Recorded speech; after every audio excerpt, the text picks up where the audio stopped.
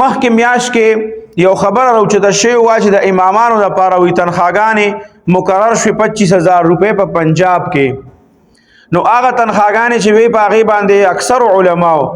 رد کړو چې ګوره دا تنخواګانې نه دي اخیستل پکار. د هغې چې شاته څه خبرې وې څه کارونه نو هغه علماو لیدل چې د دې به داسې رزلټ راوځي. اوس د هغې هغه رزلټ چې کوم دی هغه را شروع شو. باقاعده په پنډه او اسلام آباد کې غالبا مساجد او امامان چې څومره دي هغې ته خو اطلاعګانې غالبا میلو شوې او په پنجاب کې په نورو مساجدو باندې هم دا خبرونه او دا اطلاعګانې رسیدلي دي او کمو کسانو چې رجسټریشن کړی دی هغې ته د هغې څه قانون ولا جوړ کړی دی او څه ضوابط او شرایط یې ورته ایښي دي که چېرې تا داسې یو ستا بیان به ریکارډ کېږي او هغې بیان کې که چېرې تا داسې څه خبره وکړه او هغه داسې روانه خبره مطلب دا که چېرته تا حق خبره وکړه او هغه په حکومت پسې دې وکړه یا چېرته په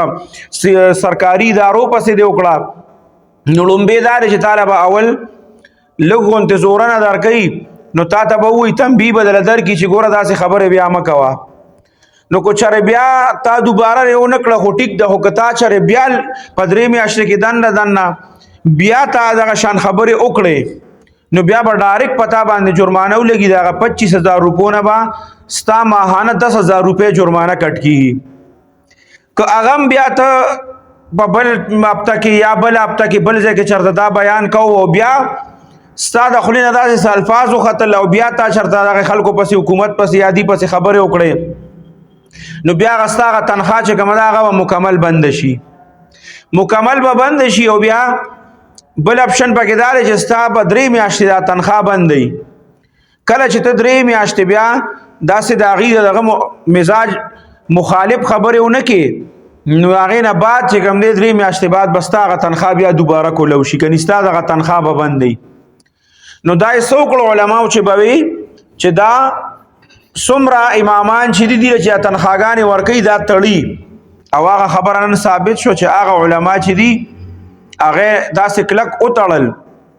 مکمل یې کلک تړلی دي چې دا خوځي معمولي بس تنبیه به وله ورکوي زورنه به وله ورکوي بیا به وله تنخوا نه پیسې کټ کوي بیا به وله ټوله تنخوا بندوي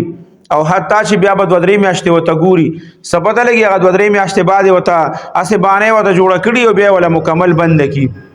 نو زموږ مشران چې کومه خبره کوي په هغې کې هغې ورته مخکې نه ډېر سوچ کړي او د هغې شاته هغه څیزونه هغې ویني. بعض خلک خو هوایي خبرې کوي او چې امام ته پیدا میلاویږي نو دې کې څه دي صرف هغه ظاهري هر څه ته ګوري خو زموږ دا کم مشران چې دي نو دي دا خبرې هغه بنیاد ته ځان رسوي هغه جوړتیا ته ځان ورسوي نو دي د هغې په مطابق خلکو ته خبره کوي چې دا به دا رزلټ راوځي او د دې به دا مسله راوځي.